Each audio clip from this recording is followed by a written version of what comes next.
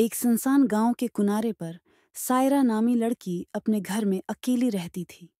गांव में रात के वक्त अजीबो-गरीब कहानियां मशहूर थीं, जिनमें से सबसे ज्यादा खौफनाक कहानी एक प्रासरार साये के बारे में थी, जो रात को लोगों का पीछा करता था। एक रात सायरा अपनी किताब पढ़ रही थी, जब अचानक उसे महसूस हुआ कि कोई उसके घर के बाहर खड़ा है। उसने खिड़की से झांका, मगर कुछ नजर नहीं आया। उसने सोचा, शायद ये उसका वहम हो। मगर जैसे ही वो दोबारा बैठने लगी, उसे कदमों की आहट सुनाई देने लगी। आहट आहिस्ता आहिस्ता उसके करीब आ रही थी। दिल तेज धड़कने लगा। वो खौफ के मारे दरवाजे की तरफ लपकी और चटकने लगा दी। कदमों की आवाज बाहर रख गई, लेकिन अचानक खिड़की पर एक साया सा नमूदार हुआ। सायरा का दिल दहल गया। वो साया बिल्कुल इंसान जैसा था, मगर इसका चेहरा साफ नजर नहीं आ रहा था। वो साया खिड़की के शीशे पर हल्की सी दस्तक देने लगा।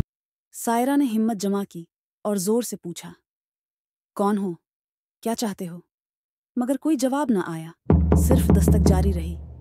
दस्तक अचानक बंद हो गई और फिर एक गहरी खामोशी छा गई।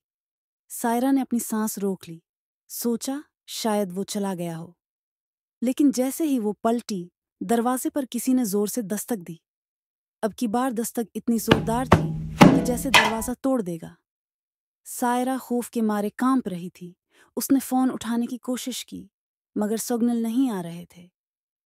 दरवाजे की दस्तक और तेज हो गई।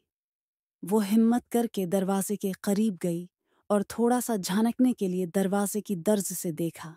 सामने कोई नहीं था, मगर उससे पहले कि वो कुछ समझ पाती, पीछे से एक सर्द आवाज आई, तुम्हारे पीछे मैं हूं। सायरा ने तेजी से पलट कर देखा, और जो कुछ उसने देखा उससे उसकी चीख निकल गई। वही साया अब उसके बालकुल पीछे खड़ा था। उसका चेहरा धुंधला और आंखें सियाह थीं। वो कुछ कहे बगैर धीरे धीरे सायरा की तरफ बढ़ने लगा। अचानक चरचराती आवाज के साथ बिजली चमकी और घर की सारी लाइट्स बंद हो गईं।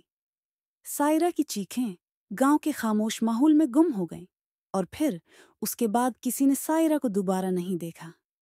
लोगों ने कहा कि वो साया अब भी रात को तन्हा घरों के अर्ध गर्द घूमता है, अपनी अगली शिकार की तलाश में। मगर कोई नहीं जानता कि वो असल में था कौन। शायद ये राज कभी न खुले।